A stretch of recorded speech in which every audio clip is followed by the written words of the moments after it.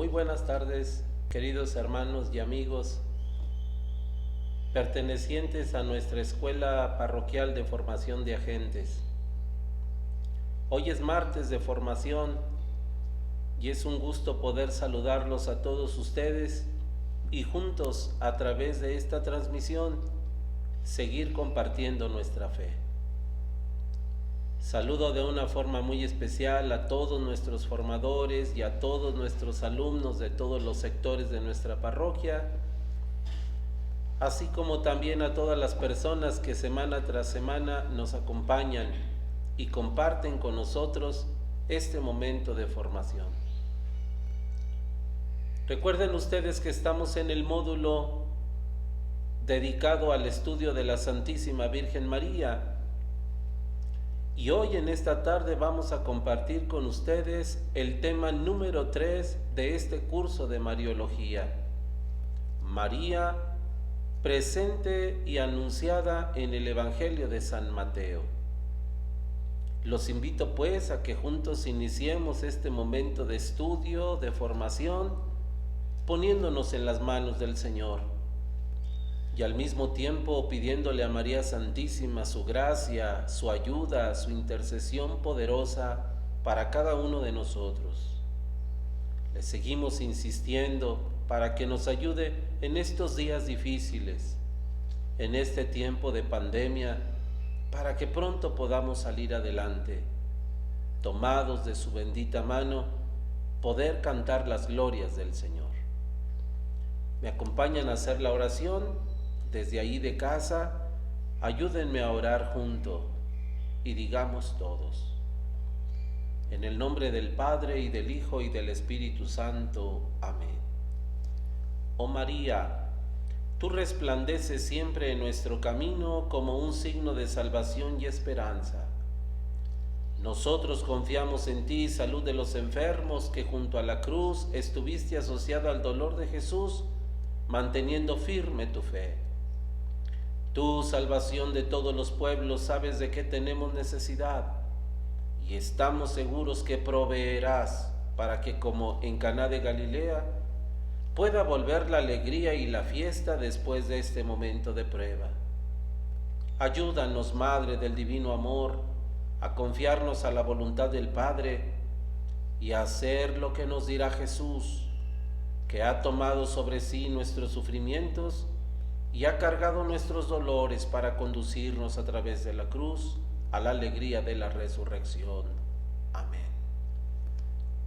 Ruega por nosotros, Santa Madre de Dios, para que seamos dignos de alcanzar las divinas gracias y promesas de nuestro Señor Jesucristo. Amén. Quedemos pues, hermanos, reunidos y asistidos en el nombre del Padre y del Hijo y del Espíritu Santo. Amén. Para poder iniciar nuestra lección número 3, conviene que recordemos juntos lo que trabajamos en la lección anterior. Recuerden que tanto el enlace como el objetivo es parte de nuestra metodología, e ir recordando lección tras lección el paso anterior nos dispone así a contemplar lo que en adelante vamos a ir trabajando. Allí encuentran ustedes plasmado el enlace. Les voy a pedir que me ayuden a recitarlo juntos para poder recordar cuál fue la materia de nuestro estudio la semana pasada. Digamos todos: en el tema anterior estudiamos el modo como la Iglesia ha descubierto la presencia de María desde las primeras páginas de la Biblia como la nueva Eva. ¿Recuerdan? Libro del Génesis, libro del Apocalipsis. Ahora vamos a estudiar las profecías sobre la presencia de María en el Nuevo Testamento. Analizaremos el tema de su maternidad de una manera especial hoy en el Evangelio de San Mateo. Y ahí tenemos, queridos amigos, establecido como objetivo de esta tercera lección lo siguiente: reflexionar en la profecía de Isaías sobre la Virgen María que hace presente a Dios entre nosotros. Vamos pues a adentrarnos en el estudio de este tema para que juntos podamos ir descubriendo lo que vamos a desarrollar en estos breves puntos.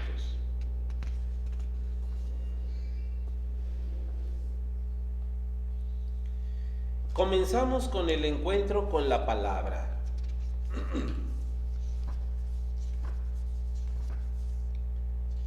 Allí tenemos nosotros en la profecía de Isaías, capítulo 7, versos del 13 y 14, lo que dijo el profeta en tiempos del rey Ahaz. Escucha, heredero de David, ¿les parece poco cansar a los hombres que quieren también cansar a mi Dios? Pues bien, el Señor mismo les dará ahora esta señal. Miren, la joven está encinta y dará a luz un hijo, a quien le pondrán el nombre de Emmanuel.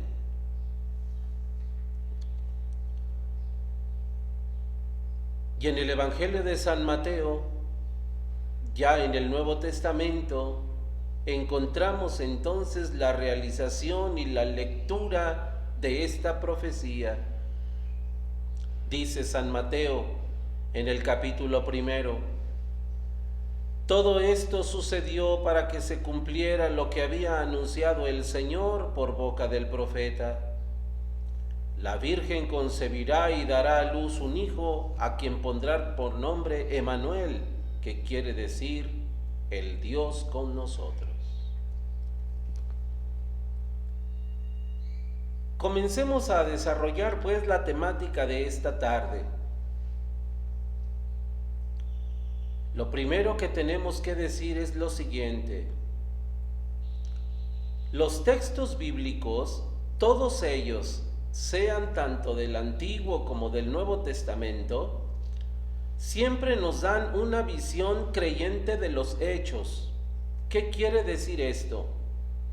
Que los textos bíblicos no solamente nos cuentan la realidad, no solamente nos cuentan la verdad de los hechos, sino también nos cuentan la realidad creyente, la verdad creyente de lo acontecido. Dicho de otra manera, los textos bíblicos siempre nos muestran con carácter de fe la historia y la realidad vivida.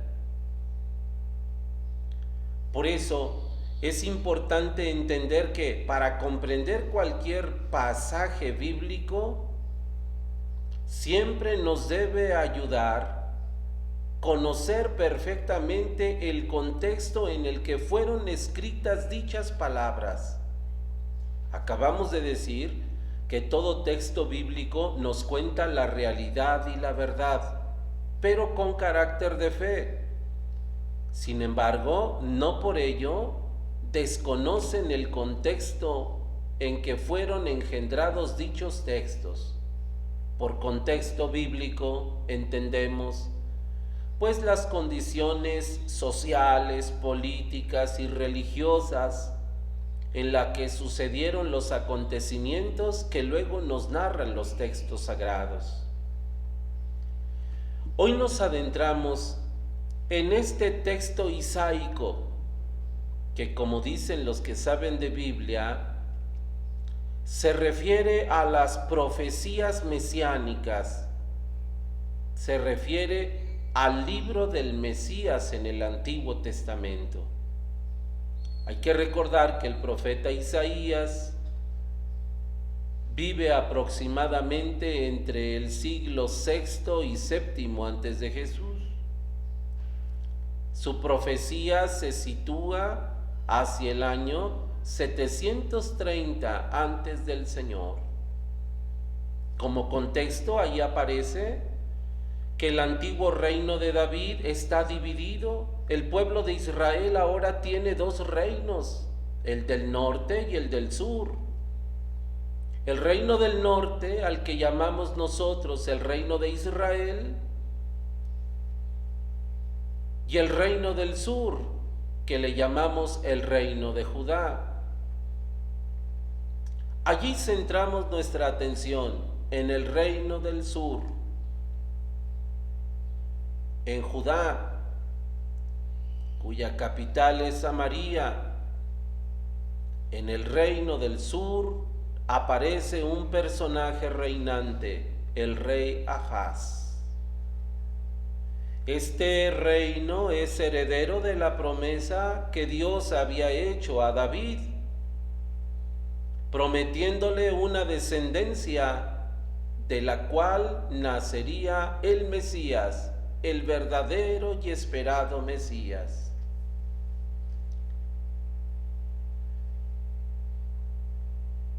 El emperador asirio, ahí aparece un nombre un poquito extraño quizá para ustedes, pero que lo pueden corroborar perfectamente en sus Biblias. Estamos hablando de Tiglat-Pileser III. Este rey asirio pretende acrecentar su poder, pretende invadir los pueblos que le queden en el camino, pretende ir a Egipto. Y para llegar a Egipto, primero tiene que pasar por los pueblos de Israel. Entonces él decide someter tanto el reino del norte como el reino del sur. Asiria viene como invasor del pueblo de Dios. Allí se va a dar una lucha política, se va a dar también una guerra entre los pueblos. Dice la Sagrada Escritura que entonces otro rey, el rey de Siria, se pone al tanto de la invasión de los asirios y pronto recurre a la alianza con el rey de Israel, con el rey del norte. Si pudiéramos tener allí a la mano en sus casas, en la Biblia, los mapas de Israel en el Antiguo Testamento, se darían ustedes cuenta muy bien cómo fue esta invasión.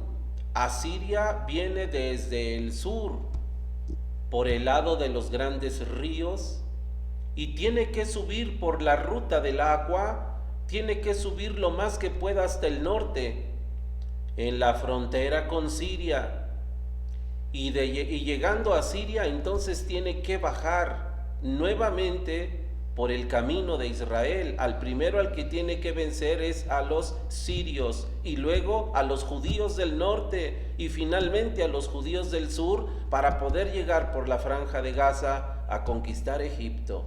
Por eso dice la Sagrada Escritura que el rey sirio, para defenderse de los que vienen desde el sur, hizo alianza con el rey de Israel llamado Pekah, pero especialmente con Ahaz, el rey del sur judío.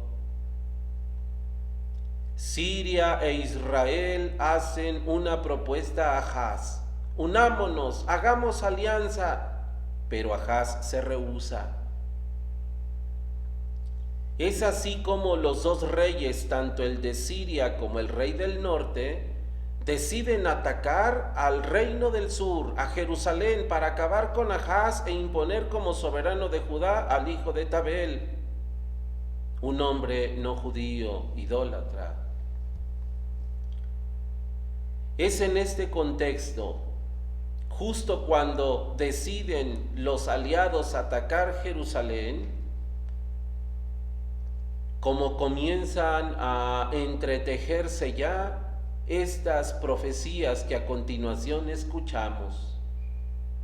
Atacar Jerusalén, atacar al rey de las promesas davídicas, sería tanto como acabar con las promesas hechas por Dios según ellos. Por eso dice el profeta Isaías: temblaron el rey y su pueblo, tal como tiemblan los árboles del bosque sacudidos por el viento. Y es en este contexto cuando el profeta Isaías aparece ante el rey Ahaz para decirle que no tenga miedo, que no se preocupe, que las promesas de Dios se van a cumplir. El profeta Isaías aparece ante Ahaz para confortarlo y para reivindicarle la ayuda y la promesa de Dios. Dice el profeta al rey Ahaz: cierto que han tramado tu ruina diciendo, subamos contra Judá, se asustará de nosotros, la conquistaremos y pondremos por rey al hijo de Tabel. Pero el Señor te manda decir esto, Ahaz: eso no pasará, no sucederá ni se llevará a cabo. Y Dios ofrece pues un signo de su presencia. Solo para recordar un poquito lo que llevamos dicho hasta ahora, hemos estado hablando del profeta Isaías y de su presencia en el Antiguo Testamento como el profeta mesiánico, aquel que anuncia la próxima venida del Salvador. Recordar que la palabra Isaías significa Yahvé salva, Yahvé es mi salvación. El profeta Isaías es en sí mismo un signo de salvación adelantado. Volvamos al contexto. En el relato del profeta se afirma que los enemigos de Ahaz planearon entonces la guerra contra el reino del sur, buscando destituir al rey. Aquí aparece, decíamos entonces, con toda fuerza la profecía de Isaías. Él es el que va a alentar al rey y en sí mismo a todo el pueblo para que no teman ningún peligro. Dios va a cumplir su promesa. Es verdad que en este diálogo que tiene el profeta con el rey que se ve angustiado, que se ve turbado, que se ve incómodo y tembloroso por los peligros que le vienen, ¿verdad? Una y otra vez el profeta le va a reiterar al rey la ayuda y la promesa de Dios sobre el pueblo de Israel. Como es natural, como es de los seres humanos, ante el peligro, ante la angustia, ante el miedo, se acobardó el rey, dudó en su interior y final de cuentas muestra desconfianza ante las palabras del profeta. Es entonces cuando el profeta vuelve a hablarle al rey diciéndole, ¿verdad? Entonces pídele a Dios una señal. Si no me crees a mí, pídele a Dios una señal y Él te la dará. Lo que te estoy diciendo es verdad. Contestó el rey, no la pediré, no quiero poner a prueba al Señor. A esta falta de fe, el profeta Isaías entonces responde con este texto hermosísimo que no solamente se va a convertir en profecía en ese momento, sino que ahora será una grande verdad. Mira, la señal es esta. He aquí que la doncella va a concebir y va a dar a luz un hijo, quien llevará por nombre Emmanuel, que quiere decir el Dios con nosotros. En este texto isaico, queridos hermanos, que les recomiendo mucho que lo lean, todo esto que venimos platicando con ustedes, lo lean personalmente desde su Sagrada Escritura, con estas pequeñas líneas que les hemos dado de algunos signos del contexto, lo puedan leer con toda calma para que puedan ir entendiendo cómo aún en medio de la angustia, de la controversia, en medio del peligro, Dios siempre fue fiel a su pueblo. Y en este contexto tan fuerte, donde está el peligro de acabar con las promesas davídicas, Dios reitera su promesa, su seguridad, diciendo que Él enviará al verdadero Emmanuel, al Mesías, y está adelantando ya un signo: la doncella, la Virgen, es la que va a concebir y es quien nos va a dar a luz al Emmanuel, Dios con nosotros.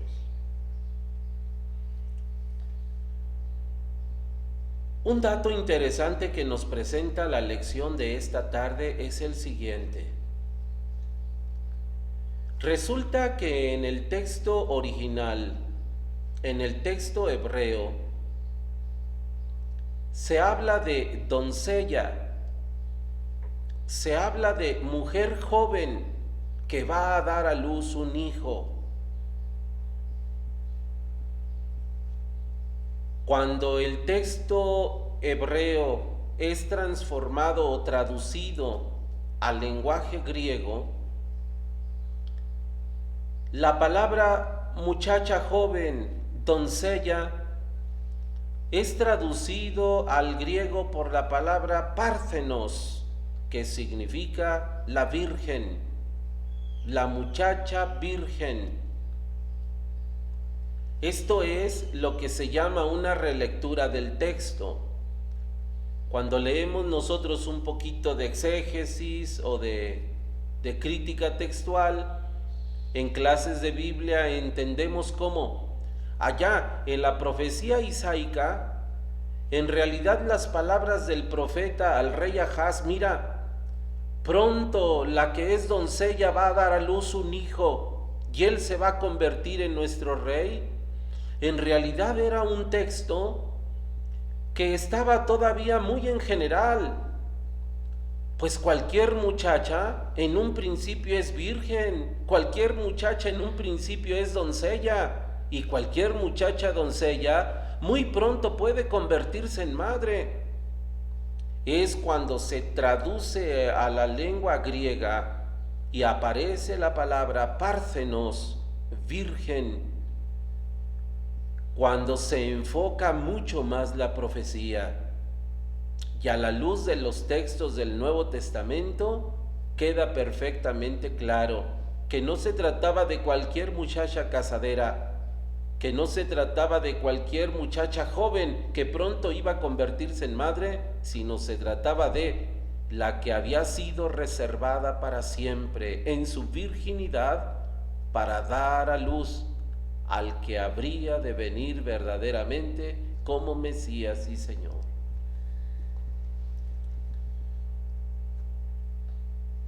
En la Santa Escritura se dan las relecturas por inspiración del Espíritu Santo, que no solamente es quien ilumina, sino también quien da la luz para poder interpretar correctamente el texto sagrado. Decíamos, ¿verdad?, hace un momento, que cuando el texto sagrado de Isaías, que originalmente está en hebreo, se tradujo al griego, aparecieron algunas palabras, no digo cambiadas, sino más bien perfectamente profundizadas. Ahí ustedes van a encontrar en su lección, cuando hablamos de la traducción de los 70, queremos decir precisamente aquel grupo de sabios que tradujeron la Biblia del lenguaje hebreo al lenguaje griego. Y allí en un recuadro en su lección ustedes van a encontrar claramente a qué nos referimos con la traducción de los 70. Ya hacia los años 80, 90 después de Cristo, que es cuando se escribe el Evangelio según San Mateo, vamos a encontrar, queridos amigos, que el evangelista va a recoger este texto isaico y lo va a plasmar en su evangelio, justo en la narración de los textos de la infancia de Jesús. Para el evangelista San Mateo, el que Jesús haya nacido, haya sido primero concebido de forma virginal y luego haya nacido de esa mujer virgen, sin haber tenido concurso con el varón, para el evangelista San Mateo le va a quedar perfectamente claro que la profecía de Isaías que se dijo muchos siglos atrás tiene explícito cumplimiento en María, la madre de Jesús. Y como lo vamos a ver en la siguiente lección, por eso el Señor San Mateo le va a dar especial importancia a ciertas palabras en la redacción de su evangelio cuando hable del papel de María en la concepción, en el nacimiento y en la infancia del Señor Jesús. Allí, en la cita del profeta Isaías, que había hablado en el Antiguo Testamento de una muchacha joven que iba a dar a luz a un hijo y que ese hijo se iba a convertir en Mesías del pueblo, en Salvador del pueblo, para el evangelista queda claro, decimos, que este es un anuncio mesiánico que expresa la fidelidad de Dios a las promesas hechas a David y que termina por referirse a la concepción y nacimiento virginal de Jesús. Es la primera comunidad cristiana quien, a la luz del Espíritu Divino, interpreta estos textos antiguos con la presencia y la persona de Jesús, Mesías y Señor. Según San Mateo, María es esa doncella, es esa muchacha joven que había profetizado Isaías allá en el siglo VII. María es aquella mujer de quien nos ha venido la salvación. La señal que Dios le había dado a Ahaz se ha cumplido entonces en partida doble, porque la profecía es una señal de salvación para el pueblo judío y es también cumplimiento de la antigua profecía mesiánica. Señal que indica también el poder de Dios. Es una obra milagrosa que solo Él puede realizar. Que nazca Jesús de una virgen sin concurso de varón, sino por obra milagrosa, obra del Espíritu Santo, eso solamente puede ser una obra divina.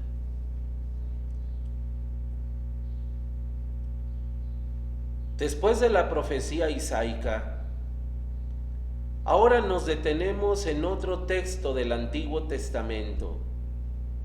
Del profeta Isaías ahora pasamos al profeta Miqueas. El profeta Miqueas, allí en el capítulo 5, nos va a hablar de la venida del rey mesiánico que saldrá de un pequeño pueblo, de Belén, Belén de Efrata. En esa profecía de Miqueas está contenida también la promesa del Señor. Recordarán ustedes, ¿verdad?, aquel texto que reza: y tú, Belén de Efrata, no eres en manera alguna la menor entre las ciudades ilustres de Judá. Tú serás ilustre, porque de ti saldrá un jefe. Él será el verdadero pastor de mi pueblo Israel. Jefe y pastor, nacido de Belén. Dice el profeta: Dios no abandonará a los suyos hasta el tiempo en que dé a luz la que ha de dar a luz. Este es propiamente el texto del profeta. Dios se ha de manifestar contigo y no te abandonará jamás hasta el tiempo en que dé a luz la que ha de dar a luz. Ese nacimiento parece aludir también a la profecía de Isaías en el capítulo 7, pero que se cumplirá con la intervención de la Santísima Virgen María. De acuerdo a estos textos, María entonces es la Virgen que dará a luz a ese niño que habla Isaías y que le pondrán por nombre Emmanuel. Este hecho finalmente va a culminar las esperanzas mesiánicas del pueblo de Israel. Con María se inaugura entonces el proyecto salvador de Dios llevado a cabo por la salvación que realizó con su Hijo. María es la joven doncella de la que hablaba el profeta en tiempos del rey Ahaz, y ella es la que hace posible la intervención de Dios. Por su relación con Jesús, María tiene un puesto singular en la historia de todos los hombres. En estos textos del Antiguo Testamento que hemos meditado, me parece que podemos, queridos amigos, profundizar mucho más si tenemos a la mano, como acabo de decirles, la Santa Escritura. Así como lo hicimos la semana pasada con el texto del Génesis y con el texto del Apocalipsis, ahora sería muy interesante, repito, poder tener el texto sagrado en nuestras manos y leer de principio a fin, con todo su texto y su contexto, tanto la profecía de Isaías como la profecía de Miqueas, y poder ver en esos textos, allí con las referencias al Nuevo Testamento, ver cómo inmediatamente después en la composición de los evangelios, sobre todo en los evangelios que nos narran la infancia, cómo los evangelistas pudieron entender, comprender y ver claramente que esas profecías antiguas habían tenido un pleno cumplimiento en la persona de María, la muchacha de Nazaret, la doncella que había llevado a cabo el plan de salvación de Dios. Ahora terminamos ofreciéndoles la actividad sugerida para esta lección. Les proponemos estas preguntas. ¿Quién fue el profeta Isaías? ¿Cuál es el significado de la profecía de Isaías a la que hemos hecho referencia? ¿Y de qué modo San Mateo ilumina la profecía de Isaías? ¿Cómo la lee San Mateo? Y finalmente, ¿cuál es el papel de María en la historia de la salvación? Ha sido una lección muy corta, muy breve, pero que se puede nutrir, como digo, con la lectura personal. Ojalá, queridos amigos, que en estas pinceladas que hemos dado a este par de profecías podamos adentrarnos un poco más en la figura, en la persona, en la grandeza de la Santísima Virgen María. Les encargamos sus trabajos y con la certeza de que nos podamos encontrar la próxima semana, les entregamos esta actividad esperando que nos la hagan llegar. Ahora les entregamos a todos ustedes la bendición de parte de Dios. El Señor esté con ustedes. Y la bendición de Dios Todopoderoso, Padre, Hijo y Espíritu Santo, descienda sobre todos ustedes y los acompañe para siempre. Amén. Muchas gracias y hasta dentro de muy pronto.